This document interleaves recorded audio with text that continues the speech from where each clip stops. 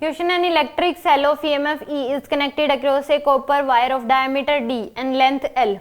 The drift velocity of electrons in the wire is Vd. If the length of the wire is changed to 3L, the new drift velocity of the electron in the copper wire will be. Copper यानी कि drift velocity हमें एक पता है formula I equal to होता है NEAVD. तो VD की वैल्यू किसके बराबर हो जाएगी? I बाय में NEA.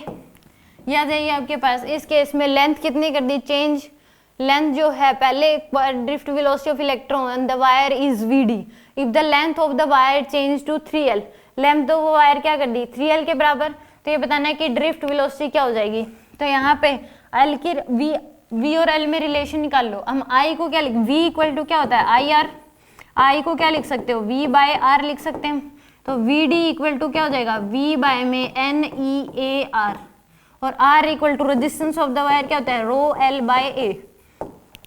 तो यहाँ से VD इक्वल टू R की जगह पुट कर दो रो L बाय A. तो V बाय में NEA rho L by A. तो आ जाएगा VA बाय में NEA रो L.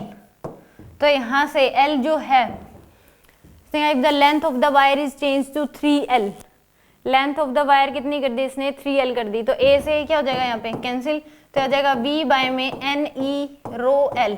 तो N जो है वो क्या आएंगे कॉन्स्टेंट, ये number of free electrons. E की वैल्यू चार्ज ऑफ इलेक्ट्रॉन ये भी फिक्स है, V की वैल्यू फिक्स चेंज नहीं करी, रो वही वायर है. तो V जो है वो क्या हो जाएगा इनवर्सली प्रोपोर्शनल हो जाएगा किसके L के. V की वैल्यू क्या हो जाएगी इनवर्सली प्रोपोर्शनल टू L. तो यहाँ से V जो है यानी कि VD पहले वाली और VD बाद वाली V डैश इक्वल टू क्या हो जाएगा L2 बाय L1. तो यानी कि VD डैश की वैल्यू जो है VD डैश की वैल्यू कितनी आ जाएगी आपके पास VD इंटू में L1 डिवाइड बाय में L2. तो यानी कि VD L1 डिवाइड बाय में L2 की वैल्यू है 3L1. तो ये कैंसिल यानी कि VD डैश की वैल्यू क्या आ जाएगी VD बाय 3. फोर्थ ऑप्शन क्या होगा इसमें करेक्ट.